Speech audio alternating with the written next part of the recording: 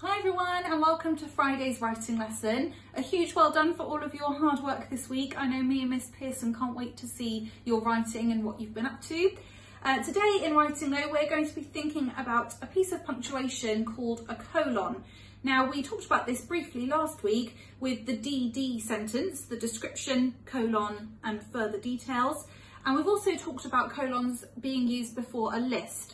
So we're going to just have a bit of a recap today, and then there's an activity for you guys to try at home. Okay, so what is a colon? A colon looks like this. Colons can be used before a list of words, phrases or clauses. Here is an example. Here are all the things you will need, colon. Flour, comma, 2 eggs, comma, cheese and fresh basil. The colon comes before the start of the list, and items in the list are separated by commas. And is used before the last item in the list, and this does not need a comma. A colon might also be used to introduce a series of bullet points. This is the recommended kit list for the camping trip, colon. Tent, camp stove, sleeping bag, food and dry clothes. And you can see the colon there. The tricky bit. This is the key question to ask when you're deciding whether or not to use a colon. Does the phrase before my list make sense on its own? If the phrase does make sense on its own, we can use a colon. If it does not, we should not use one. Here is an example. The pot held pencils, rubbers and elastic bands. The pot contained the following: pencils, rubbers and elastic bands. So have a look at these two list sentences and have a think about which one you think needs the colon. The drink contains milk, strawberries and ice cream. The drink contains the following: milk, strawberries and ice cream. Okay, hopefully you've had a think and you spotted that the bottom sentence is the one that needs the colon, and it would go after the word following. So the drink contains the following, colon, and then it comes before that list of ingredients. Okay, and here's another example here. The children can choose from a range of activities: tennis, orienteering or swimming. The children can choose whether to play tennis, go orienteering or have a swim. So the first sentence needs that colon because the phrase before the list makes sense on its own. So I could just say, the children can choose from a range of activities.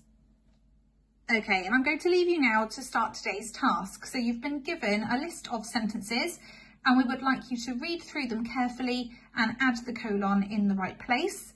And then we'll come together again at the end and we'll go through the answers.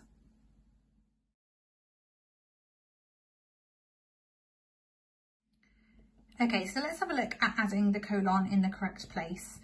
Sammy only missed one person. And then we'd have the colon here before Thomas. She saw 3 of her friends at the park. So we need one here just before it lists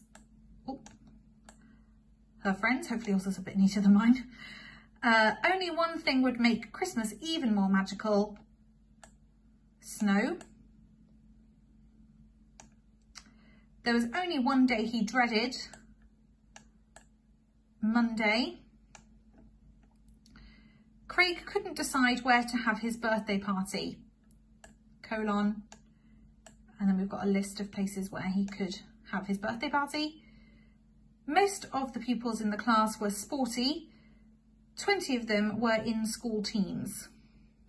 So we put that colon here because it would make sense before it. Most of the pupils in the class were sporty.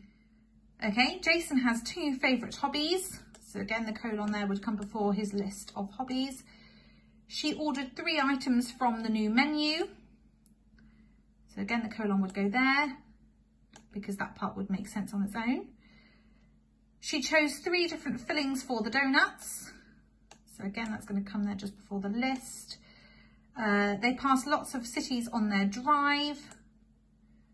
So again, the colon there just before they list the places that they passed. She only had one question: why?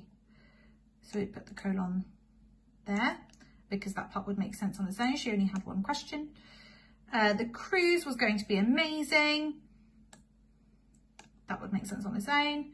And we need it before it lists all the places that they're going on their trip. James couldn't wait to see the new sci-fi film at the cinema.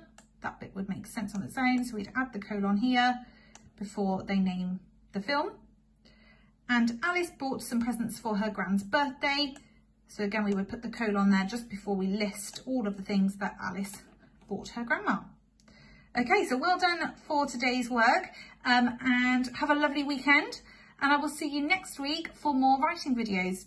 Please make sure you send in your work. Me and Miss Pearson love seeing what you're doing at home, and you're still earning your silver stars. I know we've been giving out lots last week, so please continue to send them in. It really makes us smile, and we are both really, really proud of you all. So we'll look forward to seeing them. Bye.